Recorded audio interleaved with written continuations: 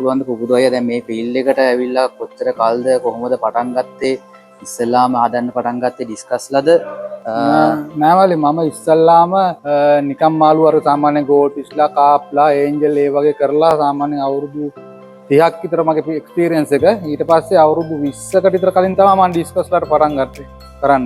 එතකොට ඒ කියන්නේ මුලින්ම පටන් ගත්තේ කොහොමද අය? ඒ කියන්නේ පොඩියට පටන් ගත්තද? පොඩියට කියන්නේ ටැංකි 5ක් විතර ගෙනල්ලා දාගෙන බීට් කරලා බලාගෙන ඒක දේවල් කෙනගෙන් අහගෙන ඒ වගේ තමයි කරේ. කාලේ එතකොට පුබුදු අය ඉස්සෙල්ලාම හදන්නේ මොනවද? ඒ කියන්නේ මොකක් හරි වැරයිටි එකකින් පටන් ගත්තා. සාමාන්‍ය ඒ කාලේ මල්ලි තිබුණේ ওই ටර්ක්වයිස් එක තිබුණා බ්ලූ ටර්ක්වයිස් එක. එතකොට පවුඩ් බ්ලූ ඔය දෙක තමයි තිබුණේ. ආපු මුලම කාලේ. ඒවා තමයි කරේ. පස්සේනේ ඔය මෙලන් වර්ග එතකොට මැල්බරෝ ඒ වගේ වැරයිටි ආවේ. එතකොට අයි අපිට දැනගන්න පුළුවන්ද දැන් අපි දැන් මේ ඩිස්කස් ෆීල්ඩ් එකට එන කෙනෙක්ට ඉස්සෙල්ලාම හදන්න පටන් ගන්න කෙනෙක්ට මොනවාද මේ ඉස්සෙල්ලාම ඒ කියන්නේ පුබුදු අයගේ ඇඩ්වයිස් එකක් විදිහට පුබුදු අය දෙනවා නම් ඉස්සෙල්ලාම කරනවා ටිකක් පහසු වර්ග ටිකක් පැටවු වැඩි වර්ග ලෙඩ අඩු වර්ග වලින් පටන් ගන්න ඕනේ. අනිත් එක තමන්ගේ සල්ලි තියෙනවා නම් ඒ සල්ලිම ඔක්කොම වියදම් කරන් දු ටැංකි දෙකක් වගේ හදලා තමන්ගේ එක්ස්පීරියන්ස් එක අරගන්න ඕනේ. සාමාන්‍ය අපි හිතමුකෝ පවුඩර් බ්ලූ ජෝඩුවක් ගෙනල්ලා ඒ ජෝඩුව විතර දැම්මොත් විතර දාලා පැටවුවොත් ඒක ග්‍රෝ අවුට් කරගන්න ඒක පෙයාර එකට පැටවු මේ ටැංක් වීදුරු ටැංකි 5ක්වත් ඕනේ. සාමාන්‍යයෙන් අඩිය 4යි 1මාර 3යි 1මාර වගේ ග්‍රෝවින් ටැංකි 5ක්වත් ඕනේ. ඒතොර එතෙන්ට සෑහෙන වියදමක් යනවනේ. ඊට පස්සේ ඒක කරලා එයාට දැනෙනවනේ පවුඩර් බ්ලූ වගේ ලේස් පහසු වැරයිටියක් සාමාන්‍යයෙන් අලුතෙන් ඔය ඇවිල්ලා තියෙන හයිබ්‍රිඩ් වර්ග වල විතර හැදෙනවා අඩුයි පැටවු ටිකක් දුරවලයි. ඒකින්ද ඉස්සෙල්ලා අර වගේ මේ දෙයක් අරගෙන මූලික අත්දැකීමක් අරගන්න එක තමයි හොඳ වෙන්නේ. ඒතකොට පුබුදු අය කියන්නේ සාමාන්‍යයෙන් මේ ශේෂ්ත්‍රයට කියන්නේ අලුතෙන් එන කෙනෙක්ට ඉස්සෙල්ලාම බීඩින් පෙයාර එකක් අරන් හදලා ඒක අරන් try කරලා බලන එකද හොඳ. සාමාන්‍යයෙන් සෙන්ටිමීටර් 8-10 වගේ මාළු 10ක් විතර අරගෙන ඒකෙන් ජෝඩු දෙකක් විතර පෙයාර කරගෙන සාමාන්‍යයෙන් මාස 7ක් 8ක් වයස මාළු වගේ ඒතකොට අවුරුද්දක් යනකොට බ්‍රීඩ් වෙනවනේ. ඒතකොට ඒ අත්දැකීමත් එයාට තියෙනවනේ. ඊට පස්සේ ඒගොල්ලෝ පෙයාර කරගෙන ඒකෙන් තමයි කරගන්න සුදුසු කියලා මම හිතන්නේ. අයි එතකොට කොහොමද දැන් මේගොල්ලන්ට කෑම සාමාන්‍යයෙන් මුලින්ම පටන් ගන්න එක්කෙනෙක් මේ වීඩියෝ එක බලනවා නම් අපි එයාට උදව්වක් විදිහට අපි කියමු සාමාන්‍යයෙන් දැන් බීෆ් හාට් දෙනවා, ඔය චිකන් හාට් දෙනවා, එතකොට පැලට් වර්ග දෙනවා. අපිට දෙන්න පුළුවන් බීෆ් හාට් එක නේද පුබුදු අය? ඔව් බීෆ් හාට් එක හොඳයි. බීෆ් හාට් එක මවුසත්තුට අනිවාර්යෙන් දෙන්න ඕනේ. ඊට අමතරව එයාලගෙන් එන පැටවුන්ට සාමාන්‍යයෙන් කෑම එකක් කන්න පුළුවන් වෙනකොට දෙන්න පුළුවන් චිකන් හාට් එකක් දෙන්න පුළුවන්. හැබැයි හොඳම දේ තමයි මේ බීෆ් හාට් වල යන්න පුළුවන්. දිගටම චිකන් හාට් එකට වඩා ඒ කියන්නේ බීෆ් හාට් එක ඔව් ටැංකිය වල වතුර නරක් වෙනවා වැඩි ඒ වගේ ප්‍රශ්න හන්දා. එතකොට පුබුදු අය දැන් සාමාන්‍යයෙන් බීඩින් පෙයාර එකකට එතකොට මේ අපි කෑම වේල් කීයක් විතර වගේ දවසට? කෑම වේල් 3ක් මේ දවසකට වන්නාම ඇති. හැබැයි හොඳට සයිපන් වෙන්න ඕනේ. වතුර හොඳ පිරිසිදුව පොලිටියට තියාගන්න ඕනේ. සයිපන් එක ගැන කිව්වහම පුබුදු අය අපිට සයිපන් එක සාමාන්‍යයෙන් දැන් ගොඩක් අය සයිපන් එක ගැන කියනකොට එක එක වතුර මට්ටම් කියනවා. සාමාන්‍යයෙන් දැන් අපි ටැංකියක් ගත්තොත් ටැංකියක වතුර සාමාන්‍යයෙන් දවසට කොච්චරක් විතර වගේ ප්‍රමාණයක් අස් කරන්න ඕනේ පුබුදු අය? සාමාන්‍යයෙන් දවසකට හවස් වරුව 120ක් විතර වගේ තමයි අස් කරන්න හොඳ. ඒකත් පැය 24ක් සීසන් කරගත්තු වතුර තමයි හොඳ. ක්ලෝරින් වතුර තියෙන එක්කෙනෙකුයි ලින් වතුර තියෙන එක්කෙනෙකුයි pH එක සම්බන්ධ ප්‍රශ්න එනවා නේද පුබුදු අය? ඔව් මෙහෙමයි. දැන් මම මේ කරන්නේ මේ ලින් වතුර තමයි. ඒ වුණාට සාර්ථකම ටැප් වතුර තියෙනවා නම් ඒගොල්ලන්ට ටැප් වතුරෙන් කරන එක තමයි හොඳ. නැත්තම් කරන්න තියෙන්නේ ලින් වතුර අරගෙන ෆිල්ටර් සිස්ටම් එකකට දාලා සීසන් කරගෙන පැය 24ක් තියලා පුරව ගන්න එක තමයි හොඳ. අර වෙහි කාලට වගේ වතුර පොඩ්ඩක් pH එක වෙනස් වෙනවා. ඒක පොඩ්ඩක් මේ ඒක බැලන්ස් කරගන්න පොඩ්ඩක් pH මීටරයක් පාවිච්චි කරලා ඒ කාලට කොහොමද කියලා ඒක බැලන්ස් කරගන්න මොනවා හරි දාලා අපිට පුළුවන් කෙමිකල් එකක් දාලා අපිට බැලන්ස් කරගන්න පුළුවන්. එතකොට පුබුදු අය දැන් අපි බීඩින් පෙයාර එකක් අපි දැන් ඔය පුබුදු අය කියපු විදිහට සෙන්ටිමීටර් 8න් 9න් විතර වගේ ගෙනල්ලා ලොකු කරලා ඉවරලා දැන් පෙයාර අවුට් වෙන සයිස් එකට ආවට පස්සේ කොහොමද පෙයාර අවුට් වෙන්නේ මේගොල්ලන්ගේ? එයාලා පෙයාර අවුට් වෙන්න කිව්වොත් කොටා ගන්න පොඩ්ඩක් හැසිරීම වෙනස් වෙනවා. එතකොට අපි මම ඔයාලට පෙන්නනම් අර බට වගේක් දාලා තියෙනවා අපි දාන්නේ මේ ස්ලෝන් බට එකක්. ඒක දැම්මට පස්සේ එතෙන්ට ගිහිල්ලා දෙන්නෙක් බිත්තර දාන්න පටේ සුද්ධ කරන්න ගන්නවා. එතකොට ඒ පෙයාර එක අයින් කරගන්න එපා. ඉන්න අනිත් මාළු ටික අයින් කරගන්න. ඊට පස්සේ ඒක යාලට බිත්තර දාන්න දෙන්න. දාන දුන්නට පස්සේ සමහර විට පළවෙනි මුරේ පළවෙනි 2 3 යනකල් එයාලගේ බිත්තර සාර්ථක වෙන්නේ නැති වෙන්න පුළුවන්. මොකද ගෑනු සතා මැචුව වුණාට පිරිමි සතා තව මාස 3ක් විතර ගිහින් තමයි මැචුව වෙන්නේ. එතකම් පොඩ්ඩක් කලබල වෙන්නේ නැතුව බලාගෙන ඉන්න ඕනේ. අපි එතකොටයි මෙතන මේ ටැංකියක් දැක්ක මේකේ මාළු ටිකක් දාලා තියෙනවා කෝන්නේකුත් එක්ක මේක ගැන දැන් අර පුදුවයගේ පෙයාර අවුට් කරන්න මාළු ටිකක් දාලා තිනා මේ ඒ වගේ දෙයකට හදන ටැංකියක් මම දැන් මේ පෙයාර අවුට් කරගන්න තමයි දැම්මේ සාමාන්‍යයෙන් මාළු හදපු කෙනෙක්ට පොඩ්ඩක් දන්න කෙනෙක්ට මාළු තෝරලත් මේ සාමාන්‍ය අවුරුද්දක් මාස 10ක 11ක් වෙනකොට මාළුවගේ මේල් ෆීමේල් අඳුරගන්න පුළුවන්. නමුත් සාර්ථකම ක්‍රම තමයි ඒගොල්ලටම ජෝඩුවක් වෙන්න අරින එක. මම කරන්නේ මෙතන ජෝඩුවක් එකතු වුණාට පස්සේ ඉන්න මාළු අනිත් ටික අයින් කරලා දානවා. මේ ඔක්කොම මේ දැන් මේගොල්ලෝ පෙයාර එකක් අවුට් වුණා කියලා අපිට හොයාගන්න පුළුවන් අර ඉස්ස පුදුවයි කිව්වා මේ වගේ බටේට කොට සුද්ධ කර ඉන්නවා. ඒ වෙලාවට අපි අයින් වෙලා අයින් කරගන්න. එතකොට පුදුවයි දැන් අපි එහෙම පෙයාර එකක් පෙයාර අවුට් කරගත්තට පස්සේ ඒක අපි සාමාන්‍යයෙන් මේක තියෙනවා ඒ කියන්නේ දැන් අඩිය ටැංකිය වලට දානවා කියනවා අඩිය කමාරේ ටැංකිය වලට දානවා කියනවා සාමාන්‍යයෙන් මාළුන්ට උචිත වෙන සයිස් එක මොකද්ද සාමාන්‍යයෙන් බීඩින් පෙයාර එක බීඩින් පෙයාර එක උච්ච වෙන්න සාමාන්‍යයෙන් මම කරන්නේ අඟල් 30 දිග 18 පල්ල 18 උස ටැංකියක් මොකද ඒකක හදිසියේ අපිට කරන්ට් එක නැතුව ගියොත් හරි මොනවා හරි ප්‍රශ්නයක් වුණොත් පැටවු ගොඩක් ඉන්න පැටවු 200 300ක් ඉන්න වෙලාවක අපිට ඉඩ මදි වුණොත් මාළු පැටවු ටික මැරෙන්න පුළුවන්. ඒකින්ද අඟල් 30යි 18යි 18 ටැංකියේ වතුර හොඳට තිබුණොත් කරන්ට් එක යන වෙලාවේ කරන්ට් එක එනකම් පැය 8ක් 10ක් වුණත් ඒ පැටවුන්ට හොඳට ඉන්න පුළුවන්. ඒකින්ද මම සාමාන්‍යයෙන් අනුමත කරන්නේ අඟල් 30යි 18යි 18. එතකොට පුදුවයි දැන් පෙයාර එකක් ටැංකියේ විතර දැම්මට පස්සේ කලින් කිව්වා වගේ දවස් ගානේ වතුර මාරු කරනවද? ඒක කොහොමද? නෑ. දැන් විතර දාන සාමාන්‍ය මෙයාලා ගොඩක් වෙලාවට දාන්නේ හවස් වරුවේ. අපි එතකොට අපි ඒ දැනගෙන ඒ ටයිම් එක වෙද්දී අපේ වැඩ ටික සයිපන් කරලා ඔක්කොම ඉවර කරලා තියෙන්න ඕන.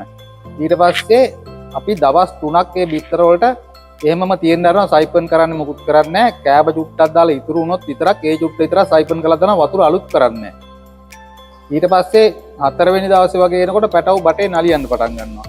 ඒ වෙලාවදී අපි සාමාන්‍ය 10% විතර වෝටර් චේන්ජ් එකක් දෙනවා. ඊට පස්සේ පැටවු ඉක්මනට ඒගොල්ලෝ ඇඟට යන්න පුළුවන්. අපි ගොඩක් දැකලා තියෙන පුදුයි බීඩින් ටැංකිය වලට බයෝස්පොන්ජ් එක දාලා තිනවා සමහර අය බයෝස්පොන්ජ් දාන්නේ නැහැ.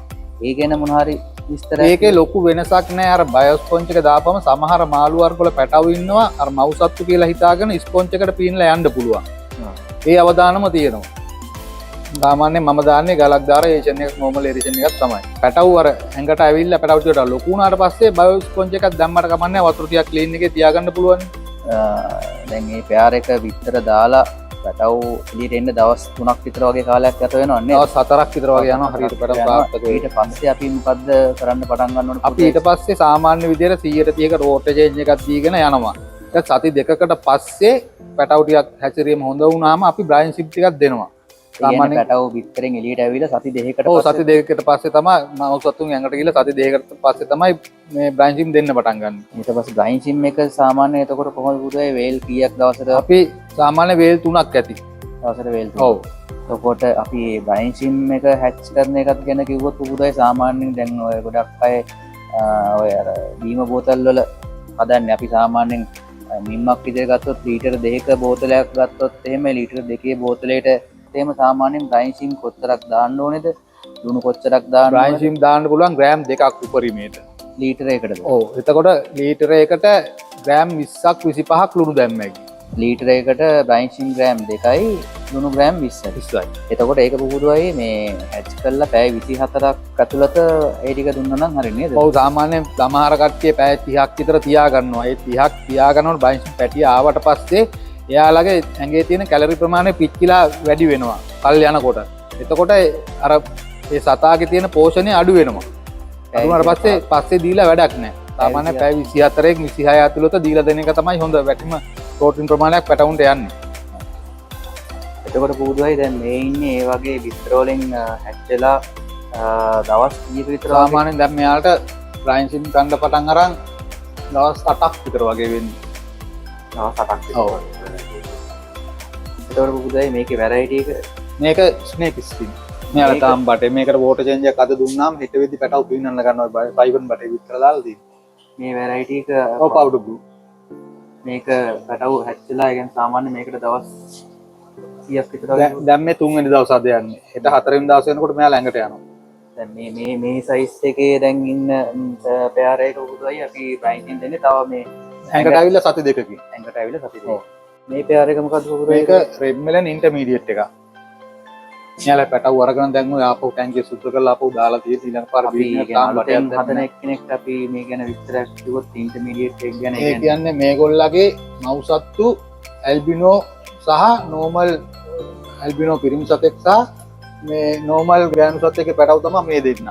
මෙයාලගෙන් ඇල්බිනෝ පැටවුත් වෙනවා නෝමල් මේ පැටවුත් වෙනවා. මේ වැරයිටි එක පුදුරේ ඒතකොට රින් ලෙපර්ඩ්. ඒකෙත් පැටව ටිකක් ඉන්නවා නේද? ඔව් අන්දි. ඒක දැන් පැටව එහෙම හැච්චෙලා දැන් මේ වගේ ගානට එන්න කලින් සාමාන්‍යයෙන් දැන් චූටි පැටවුන් ඉන්නේ. එතකොට එතන ඉඳලා අපි කරන්න ඕනේ මොකද්ද? දැන් වෝටර් චේන්ජ් එක පුදුරේ කිව්වා වෝටර් චේන්ජ් එකක් දෙන්න මීට කියලා ඉවරලා. ඒකේ එතකොට ඒ ටික අපිට පොඩ්ඩක් විස්තර ටික කිව්වොත් මේමයි සමහර මාළු ඉන්නවා මව්සත්තු ඉන්නවා පැටවු ටුට්ටක් ඇඟට ගන්න හොරයි. ඊට පස්සේ අපි ඒ වෙලාවේ කරන්නේ මාළුවා උසට වතුර එක අඩු කරනවා. අඩු කරලා පැටවු මේ උඩ පීනකොට වතුර ප්‍රමාණය අඩු වෙනවා පැටවුන්ට මහන්සිය අඩු හන්දා ඉක්මනට මේ මව්සත්තුන්ගේ ඇඟට යනවා. ඒ ගියාට පස්සේ අපි වතුර චුට්ට උස්ස ගන්නවා අඟල් දවසට අඟල් 2 වගේ ගානේ මෙතෙන් එනකල් උස්ස ගන්නවා සාමාන්‍ය අඟල් 15ක් විතර වතුර හිටින්න. ඊට පස්සේ ඒ දෙන්නට සාමාන්‍ය අපි දවසට කරන 120 වෝටර් චේන්ජ් එක කරගෙන යනවා. දැන් මේගොල්ලෝන්ගේ දැන් මේ පැටවු මේගොල්ලන්ට සාමාන්‍ය දවස් කීයක් විතර වගේ පුදුරේ? දැන් මේගොල්ලන්ට දවස් 25ක් විතර වගේ වෙනවා මුල ඉඳලා. දැන් ඒගොල්ලෝ ටිකක් ලොකු හින්දා තමයි මේ වතුර මට්ටම සාමාන්‍යයෙන් උඩටම ඔව් තව සතියෙන් විතර මේගොල්ලෝ වෙනම ටැංකියකට අමාරු කරන්න පුළුවන්. ඒ ප්‍රශ්නෙත් හොඳ ප්‍රශ්නයක් පුදුරේ. දැන් මේගොල්ලොන් දැන් අපි බයින්සින් ගහලා ඉවරලා මව්සත්තුන්ගෙන් අපි අයින් කරන්නේ සාමාන්‍යයෙන් කොච්චර කාලෙකින් සාමාන්‍යයෙන් මම නම් සෙන්ටිමීටර් 1.5ක් විතර වෙනකල්ලා තියෙනවා. මොකද මේගොල්ලා එකපාරට පැටව අයින් කරපු ගමන් දවස් දෙකකින් ආයෙ බිත්තර දානවා. ඒතකොට ඒ බිත්තර වලින් එන පැටවුන්ගේ සඵලතාවය අඩුයි. ඒ කියන්නේ මේගොල්ලා මේ මහන්සිලා මේගොල්ලන්ට පැටවුන්ට ගන්න දීලා ඉන්න මාළුවා ටිකක් දුර්වල වෙනවනේ. ඒතකොට ඒකම දාන බිත්තර වල සඵලතාවය අඩුයි. ඒකින්ද මම ටිකක් වැඩිපුර කල් පැටව ලොකු වෙනකන් තියලා මේ මව්සත්තු දෙන්න වෙන් කරනවා සතියක් විතර. වෙනම ටැංකිය. ඊට පස්සේ තමයි ආයෙකට දැම්මාම තමයි හොඳ බිත්තර ප්‍රමාණයක් දාලා හොඳට ෆර්ටිලයිස් කරලා හොඳ පැටව ටිකක් හදාගන්න. මේ පෙයාර එක ගැන කිව්වොත් පුදුරේ. මේක මල්ලි ගෑනු සතා සන්මෙරා. පිරිමි සතා මෙලන් එක. මෙයාලගේ මේ දවස් දැන් ඔය ඊයේ ඇඟට ගත්තු පැටව ටිකක් තමයි ඇඟේ ඉන්නේ පැහැදිලිව පේනවද දන්නේ නැහැ. ඊයේ තමයි ඇඟට අරගත්තේ. දැන් අද තමයි වතුර උස්සන්නේ ටික ටික. මේ දෙන්නත් පොඩ්ඩක් හොරයි ඇඟට ගන්න පැටව ටික.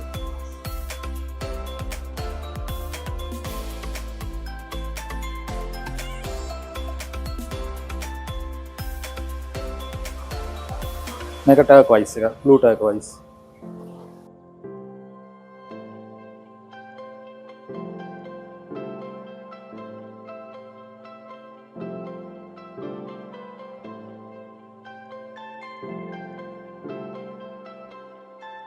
මව්සත්තුන්ගෙන් අයින් කරපු පැටවු ටිකක් ඉන්නවා. දැන් මේගොල්ලන්ට සාමාන්‍යයෙන් අපි දැන් මේගොල්ලෝ මස් කනවා නේද? ඔව් කනවා. දැන් මේගොල්ලෝ සෙන්ටිමීටර් දෙකමාර වගේ. මේගොල්ලන්ට සාමාන්‍යයෙන් කැම වේල් අඩුම අපි කීයක් විතර මම ගහනවා කැම වේල් 6ක්. ඒකට සාමාන්‍ය පුදුවයි දැන් අපි මෙතන වැරයිටි ටික කිව්වොත් මේක පවුඩර් බ්ලූ.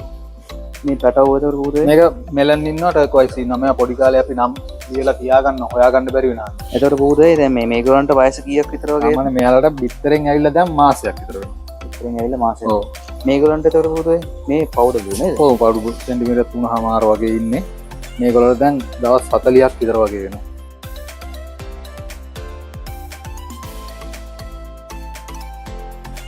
මේක පුදුවයි. මෙයාලටත් මාසයක්. මේගොල්ලන්ටත් මාසයක්. මේක පවුඩර් බ්ලූ මේකටත් මාසයයි.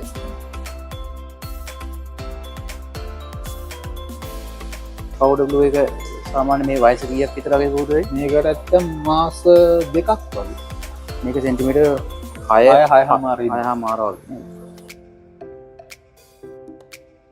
සාමාන්‍ය එතකොට මේ පුදුවයි එක්ස්පෝර්ට් මාකට් එක සාමාන්‍යයෙන් මොනවාද සාමාන්‍යයෙන් වැඩිපුරම ඉල්ලුමක් තියෙන වැරයිටි? අපේ වැඩිපුරම ඉල්ලන්නේ පවුඩර් බ්ලූ එක ඉල්ලනවා.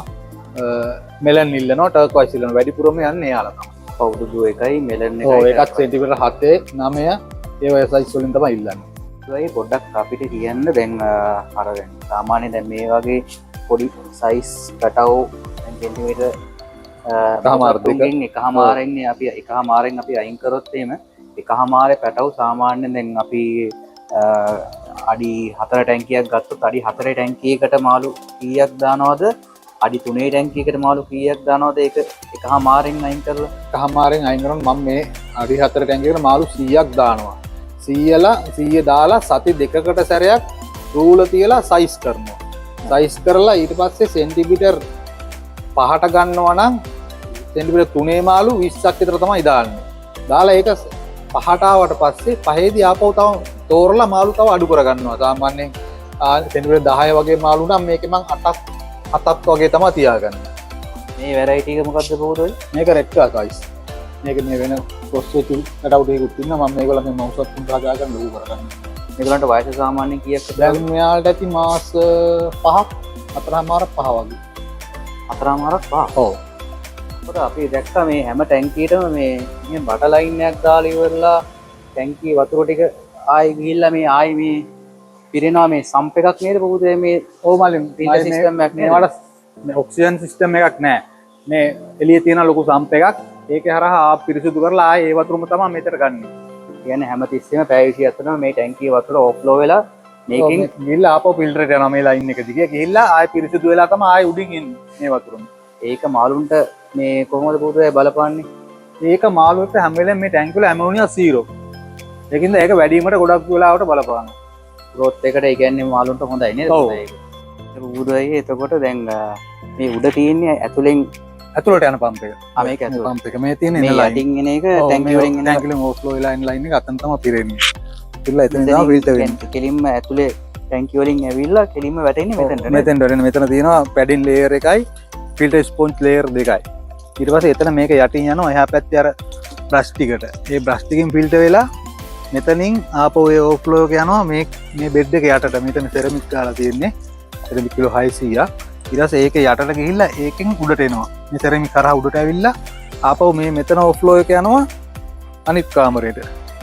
මේ කාමරේ ඇතුලේ තියෙන්නේ බයෝබෝල්ස් ලේයර් දෙකක්. බයෝබෝල්ස් 6000ක් විතර වගේ. ඊට පස්සේ එතනින් ආය ඕෆ්ලෝ වෙනවා මෙතනින්. ඒ ඕෆ්ලෝ වුණාට පස්සේ මෙතන තියෙන UV ලයිට් එක.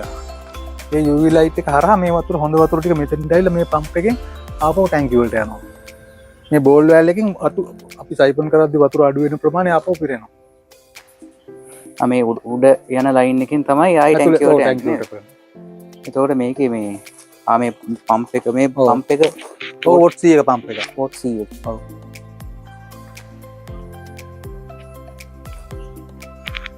මේකෙන් මුළු ටැංකි සෙටප් එකටම ටැංකි 50කට පුළුවන් ඕකේ. ඒක සුද්ධ කරනවාද කොහොමද ඒක ගැන විස්තරයක් කිව්වොත්? මේකේ තියෙනවා එහා පැත්තේ ඩ්‍රේන් කරන ලයින් එක. ඊට පස්සේ පම්ප් එක නවත්තලා ඒ ඩ්‍රේන් කරන ලයින් එක අරිනවා.